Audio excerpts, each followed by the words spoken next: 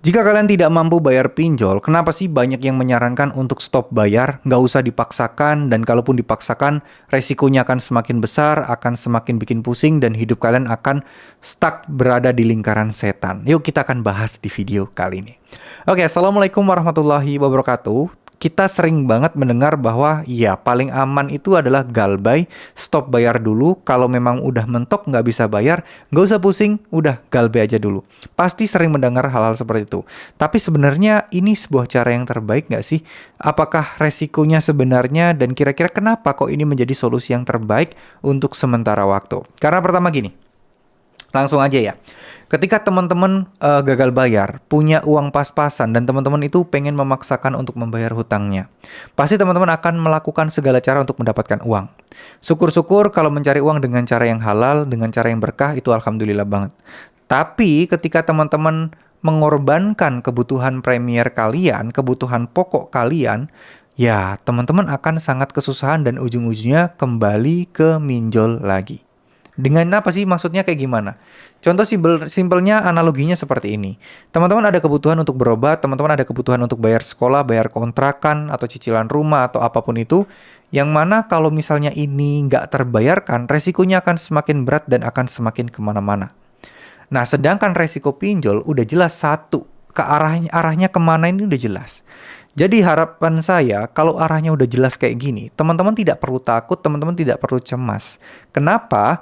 Karena gini loh teman-teman ya. Ketika kalian menghadapi sebuah persoalan dan resikonya itu udah jelas, oh galbay pinjol itu kayak gini loh.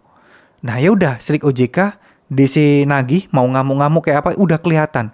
Nah sedangkan kalau kalian mengorbankan biaya perobatan, biaya sekolah, biaya kontrakan, nanti pasti ujung-ujungnya kalian kalau kepepet akan minjol lagi. Karena godaan tersebut akan sangat besar. Resikonya nggak terukur, resikonya itu bisa bermacam-macam dan akan semakin melebar, melebar, dan melebar.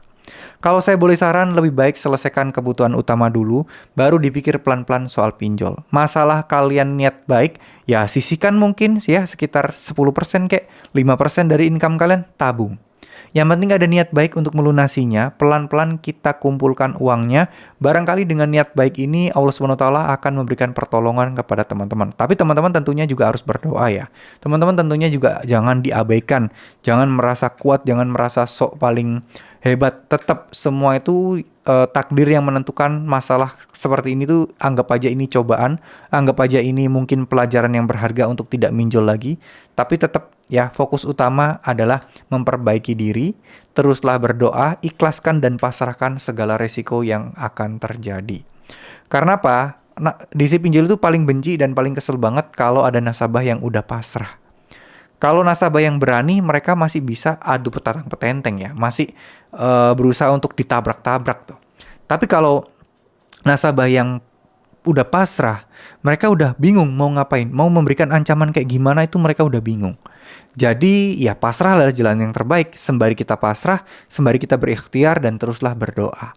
Ya, mumpung di bulan suci Ramadan, ya mudah-mudahan ini menjadi jalan keluar yang terbaik buat teman-teman. Semoga seluruh yang teman-teman semua yang nonton video ini, seluruhnya bisa diberkahi, bisa diberikan rezeki yang melimpah, dan teman-teman bisa mendapatkan banyak ya jalan keluar, solusi, dan juga perlindungan dari Allah SWT. Terima kasih, mohon maaf jika ada salah-salah kata. Ingat satu hal, yang bisa menyelesaikan pinjol ini adalah teman-teman.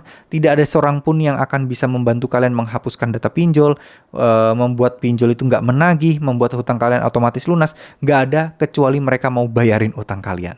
Ya, jadi jangan mau diperdaya dan ditipu jasa-jasa joki, pinjol ilegal, terus jasa gestun dan lain sebagainya, yang mana akan menjerat kalian lebih dalam dan lebih dalam lagi. Ya, terima kasih. Wassalamualaikum warahmatullahi wabarakatuh.